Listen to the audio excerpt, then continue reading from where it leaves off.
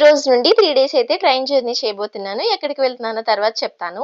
నేనైతే దీనికోసం ఈ 2 పీస్ సెట్ అయితే వేసేసుకొని పెద్దగా హడావిడి ఏం లేకుండా సింపుల్‌గా అయితే ఇలా రెడీ అయిపోయాను. జర్నీలో తినడానికి రొటీన్‌గా పులిహార కాకుండా చికెన్ పులావ్ అయితే చేసుకున్నాను. దీనికి కాంబినేషన్‌గా రైతా చేశాను. అండ్ ఇంట్లోనే చాక్లేట్ అండ్ వెనిల్లా కేక్స్ అయితే ప్రిపేర్ చేసేసాను.